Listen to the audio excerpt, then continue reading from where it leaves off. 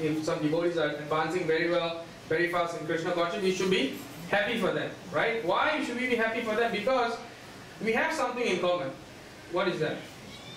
Krishna, right? So if someone is also worshipping Krishna nicely, you should be happy that he is worshipping, oh, my Thakur, my Lord, he is worshipping nicely. So this is how we get rid of envy, right? Then one who fails to offer obeisances to Vaishnavas upon seeing them. Have you all experienced that? Devotees coming and then don't offer obeisances. There are two types. One is the lizard tactic. Do you know what is the lizard tactic? No. The lizard tactic is when a devotee comes in front of you, so-called devotee, when the devotee comes. Now naturally you have to offer obeisance to any devotee.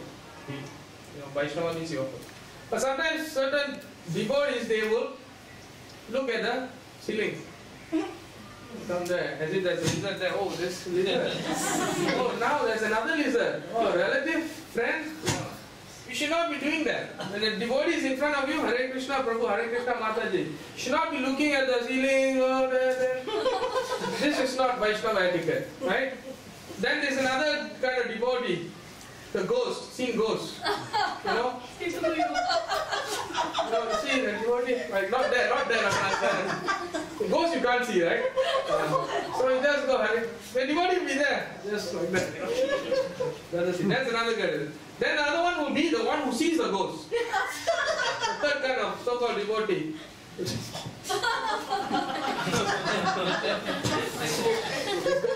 Why should we do that? Devotee means you have to offer respects. Whether you like him personally or doesn't. But you have to offer respects to a Vaishnava. That is Vaishnava Sadachara, etiquette. You have to do that. Right? So that is very important. One who becomes angry with the Vaishnava, we should not become angry with the Vaishnava. Vaishnava should always have cordial, very good relationships. And one who does not become joyful upon seeing a Vaishnava. We should always be joyful upon seeing it. Doesn't mean that you see another devotee, Haribo, Changi, hug them, go. Keep cool, relax. Hare Krishna Prabhu. If you want to smile, you can smile. But sometimes you can say, sometimes if you think that that devotee is not particularly in your, so to speak, like train of thought, in your so some devotees who may not be of the same opinion as you, right? You have differing opinions. Then you can humbly, mentally offer obeisances to them. Don't have to. If you can't see them, mentally offer, right? So anyone who does any of these six, anyone know what's the punishment? It's straight, no go, back to hell. It's going back to hell, right? Where anyone who commits this offense, it's stated by the Purana that you have to suffer in hell, right? This is just to show the severity of the offense. Then in Harinam Chintamani, Bhaktivinoda Thakur writes, the offender criticizes the Vaishnavas in his caste, right? This is very offensive as well. Jati Buddhi, right? Say that anyone who does that has a hellish mentality. You cannot distinguish that, say discriminate. Say, this guy is an American Vaishnava, this guy is an Indian Vaishnava. No, Vaishnavas are Vaishnavas, right? Should not bring in caste. That is very important. Then some unpremeditated accidental fall down. Right? Sometimes this devotee might have fallen down with a lady, or he might have gone to gambling, right? So sometimes we should not really blow it up, because every one of us are practicing, so we should encourage each other, right? So we have to understand in our, based on historical references, Bilva Mangal Thakur and of course Ajamil, they also fell and they became pure devotees. So we should take that into account as well. We should not like really just someone has to slip down. We should not just capitalize on it and say, oh, this guy is doing this. No, we should not do that. Right? Very important. And then the last traces of his previous sins, right? Sometimes you also say, this guy, this devotee, he gets angry very fast. Wow, really terrible. A little bit only he blows up. But this can be also, how do you speak? It's a filtered version.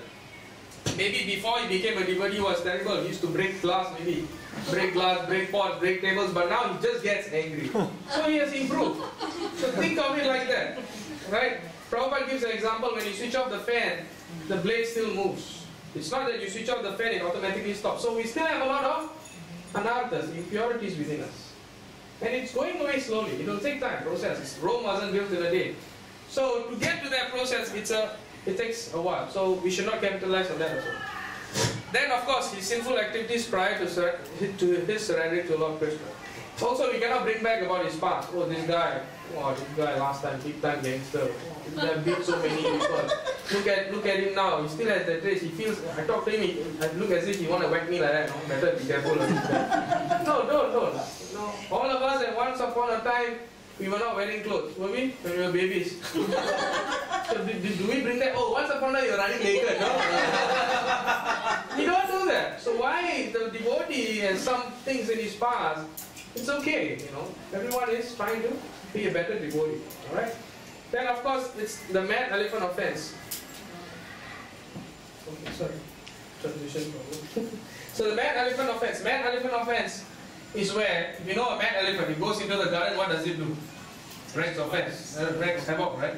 Trample and all that. So this is what we should avoid. Our devotional life is just like a creeper. Bhakti lata bija. Lata bija means seeds. So you have to water it nicely and grow it nicely.